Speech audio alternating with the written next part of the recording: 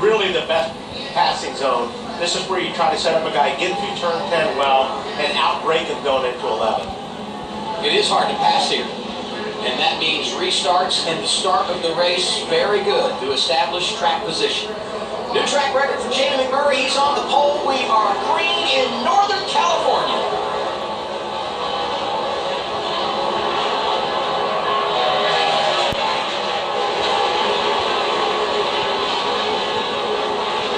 Top two breakaway, but side by side from third on back. But Jamie made a perfect start. Cleared Allmendinger, so he had plenty of room in between him and AJ getting through the corner. Everybody got through pretty clean, Kyle. Yeah, and Carl had a great start. He drove up and had the inside line, but when he got to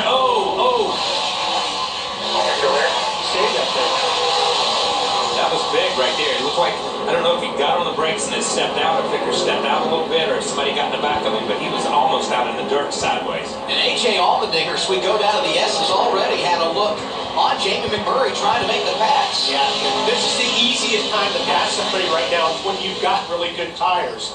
So if he gets close enough here through 10, he might be able to take a look at him under braking. Yeah, we see this week in and week out. In those first couple of laps after a restart or after a caution, when they go to the green flag, you've got to make something happen on those good tires.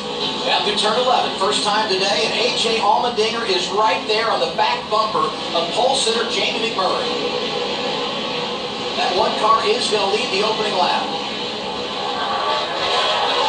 AJ got off of turn 11 really well. It looks like he gets through this section a little bit better than the one car.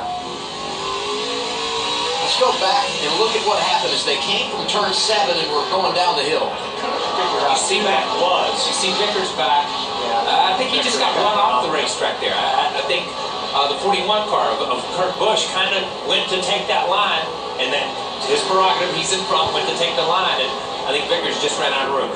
This is a passing zone right here.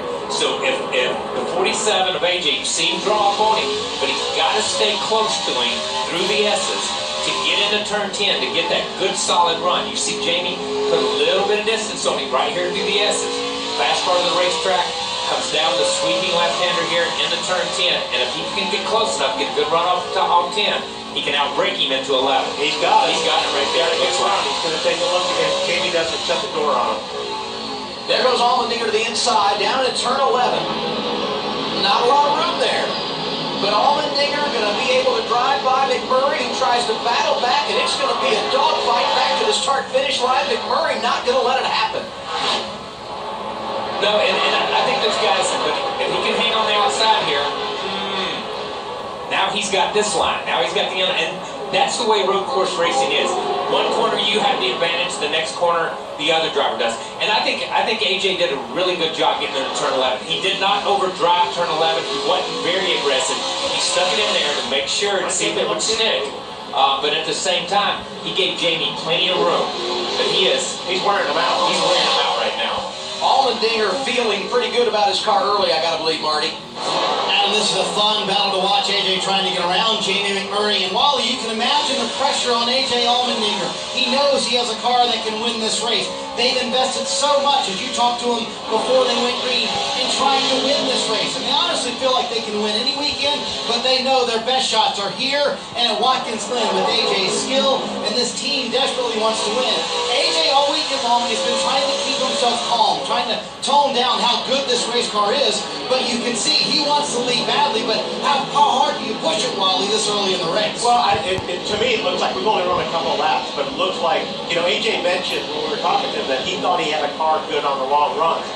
And it's starting to show. It looks like Jamie is starting to chase his car a little bit more than AJ Allmendinger is. So if Allmendinger's patient here, and he just bides his time, I believe he'll get that top spot. What's the story for Jamie McMurray, the race leader right now, Ralph? He really wants to see what this car's going to do over a long green flag run, Adam, because that's when they're going to be able to start dialing this car in. In talking to his crew chief earlier today, they said that's what Jamie does really, really well. He gives us good information. They didn't feel like they were the fastest car off the trailer when they got here this weekend, but Jamie gave them great info. They worked on the car, and they're at the front of the field right now. Even if they lose the lead early here, they feel confident that with the info that Jamie can give them as the race goes on, and they get longer they can dial the car back to where he needs it for the run to the Jetson. Jamie looks like he's a little bit better on the first part of the S's. And Allmendinger looks like he's a little bit better on the bottom pair. You know, Kyle Busch, a couple of spins in practice this weekend, but here he is working to the front up to 15th. He's gained 5 positions since the start of the race, and that means he's already gotten around Jeff Gordon, the guy who's won here more than anyone else. Maybe not for long. Trying to go back around and completes the pass, and right behind them, Jimmy Johnson, the team car, and Dale Earnhardt Jr. there as well, which reminds me today, Hendrick Motorsports, who leads as far as team wins in Sonoma, going for their 6th consecutive win this season.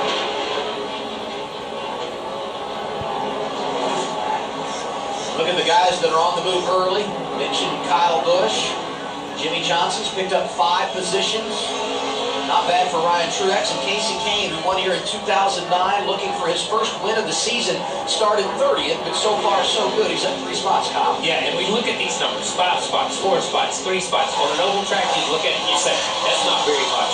On a road course, that's a huge move in 2 or 3 laps to be able to catch someone out of position, as we've seen Jimmy try to take that spot in turn 7 there.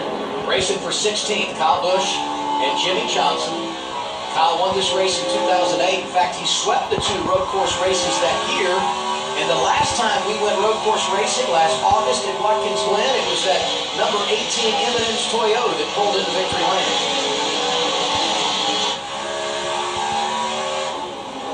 So many times we talk on ovals when we're doing the broadcast, and you can hear the engine noise. You can hear the engine in the 18 car when we go to the in-car camera. Listen as we go to it, how these guys are driving these cars with the throttle. Not only with the steering wheel, not only with the brake, but giving it gas, coming out of it, letting the car take a set, going back to the gas. That's what, as Wally talked in the opening, we talked about tire management. That's what's going to play out over the long run. Borsett, driving the 32 car this weekend, had some problems down in turn 11. He has righted the ship and pulls away. Another road racing expert on track right behind it. That 66 car this weekend being driven by Tommy Dreesen. 5 laps complete of the 110 that make up the Toyota Save Mart 350. Jamie McMurray, AJ Allmendinger, Carl Edwards, Kurt Busch, Kevin Harvick, the top 5.